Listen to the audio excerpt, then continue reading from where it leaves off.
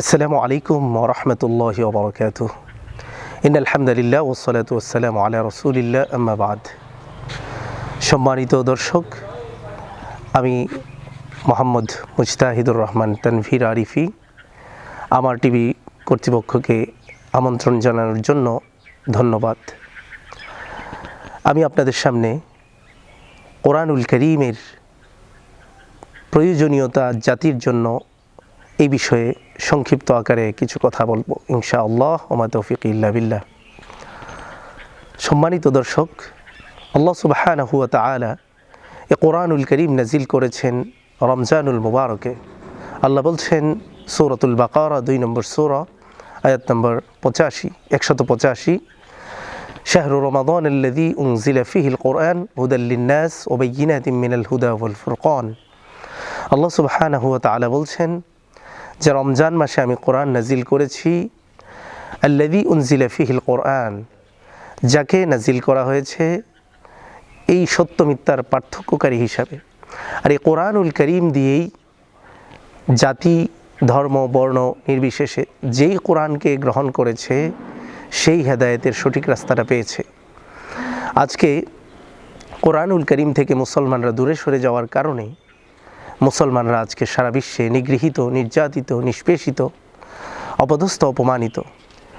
আর আজকে আমরা জানলে অবাক হব, গোটা বিশ্বের ইহুদি, খ্রিস্টান, নাসারা তারাও কিন্তু মুসলমানদের এই কোরআনুল কারীম নিয়ে গবেষণা করে। তারা কোরআনুল কারীমের গবেষণা করে তারা দেখতে পেয়েছে যে কোরআনের যে আশ্চর্যজনক তথ্য তারা তাদের গবেষণালব্ধ মিলিয়ে দেখেছে যে কোরআনুল কারীমই সর্বশ্রেষ্ঠ। কোরআনের থিওরি, কোরআনের গবেষণা সব কিছু সর্বশ্রেষ্ঠ। সুতরাং এই কোরআন দিয়ে তারা আজকে গোটা বিশ্ব শাসন করছে। কোরআন গবেষণা করে তারা আজকে গোটা বিশ্ব তারা শাসন করে বেড়াচ্ছে। তাদের অর্থনৈতিক সিস্টেম, তাদের রাজনৈতিক কাঠামো সব কিছু তারা এই কোরআন কেন্দ্রিক করে, কিন্তু শুধুমাত্র তারা মুসলমান নয় এবং তারা ইসলামকে মানতে নারাজ।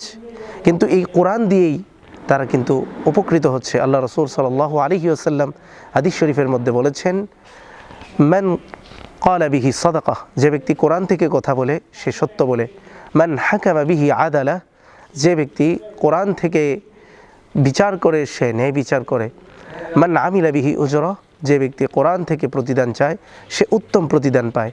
মান দাআ ইলাইহি ফাকাদ হুদিয়া ইলা সিরাতিন মুস্তাকিম, আর যে ব্যক্তি কোরআন থেকে হেদায়েত পেতে চায় সে সঠিক পথের হেদায়েত পায়। আল্লাহ রাব্বুল আলামিন এই কোরআনুল কারীমের মধ্যে এমন এক আশ্চর্যজনক মুআজিজা দান করেছেন গোটা বিশ্ববাসীর জন্য। আল্লাহ বলছেন হুদাল লিন-নাস, এই কোরআনটা গোটা মানব জাতির জন্য। আল্লাহ বলেননি হুদাল লিল মুসলিমিন, এই কথা আল্লাহ কোরআনের কোথাও বলেননি যে এটা শুধুমাত্র মুসলমানদের জন্য। আল্লাহ বলছেন হুদাল লিন-নাস, গোটা বিশ্ববাসীর জন্যই এই কোরআনুল কারীম আল্লাহ পাক নাজিল করেছেন। সুতরাং আসুন আমরা আমাদের জীবনে কোরআন তেলাওয়াত পড়ি, কোরআন তেলাওয়াত শিখি।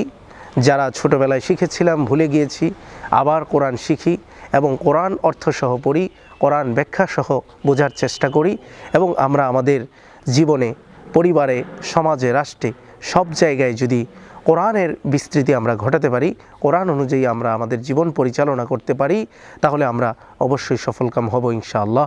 আল্লাহ রাব্বুল আলামিন আমাদেরকে সফল হওয়ার তৌফিক দান করুন।